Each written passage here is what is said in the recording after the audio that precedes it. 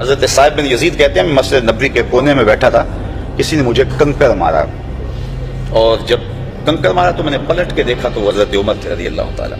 تو میں نے اٹھ کے ان کے پاس جا کے حاضری دی اور میں نے کہا آپ نے مجھے کنکر کیوں مارا ہے؟ تو وہ کہنے لگے وہ فلاں دو آدمی جو باتیں کر رہے ہیں ان کو بلا کے لاؤ.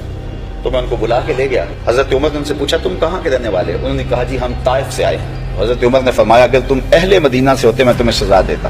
تم بلند آواز سے بول رہے ہو, جانتے نہیں یہ مسجد رسول اللہ کی ہے؟ تو یہ اتنی نازک اور اتنی حساس بارگاہ ہے.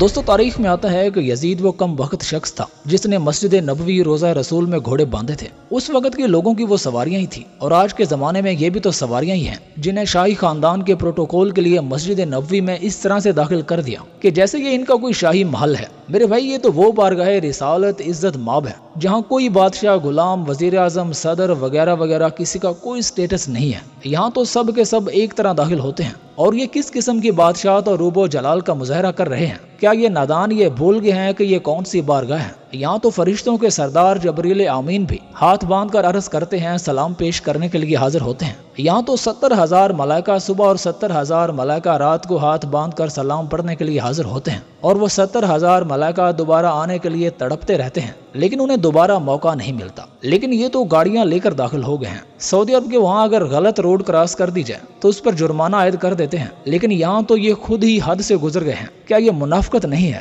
یاد رکھیں میرے بھائی, امام مالک رحمہ اللہ کے پاس عمدہ نسل کے گھوڑے تھے, لیکن امام مالک ان گھوڑوں پر کبھی سوار نہیں ہوتے تھے. آپ کہا کرتے تھے کہ بھلا امام مالک کی کیا حیثیت ہے کہ مدینے کی گلیوں میں وہ گھوڑوں پر سوار ہو کر چلے. دنیا کہتی ہے کہ عربوں نے بہت ترقی کر لی ہے, لیکن لعنت ہے ایسی ترقی پر کہ جس کو طے کرتے ہوئے انسان اپنے معیار, اپنے کردار اور اخلاق اور اپنی روایات سے گر جائے, جو کہ اس بات کی تمیز بھی نہ کرے کہ یہ ہمارے لیے کس قدر مقدس سرزمین ہے. لیکن لگتا یوں ہی ہے کہ ان عربوں کے برے دن اب شروع ہو چکے ہیں. ایسا کہ ہمیں معلوم ہے عرب قوم بحیثیت مجموعی, خاص طور پر سعودی اور یہ امارات والے, یہ دولت کی فراوانی کی وجہ سے, اپنی عیاشیوں کی وجہ سے یہ قوم کھوکھلی ہو چکی ہے.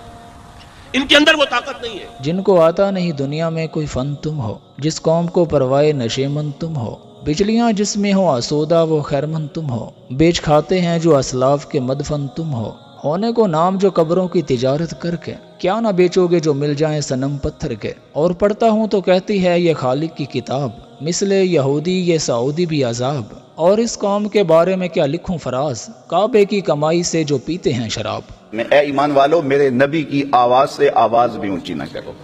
اگر تمہاری آواز بھی اونچی ہو گئی عمل ضائع کر دوں گا اور تمہیں خبر بھی نہیں ہونے دوں گا. امام مالک نے اللہ اکبر 40 سال تک حضور کے روضہ انور کے پاس بیٹھ کے درس حدیث دیا ہے, اور 40 سال میں ایک بار بھی ایسا نہیں ہوا کہ حدیث کے کتاب کے ورق کے پلٹنے کی آواز بھی پیدا ہوئی. یہ محبت والوں کا انداز زندگی ہے.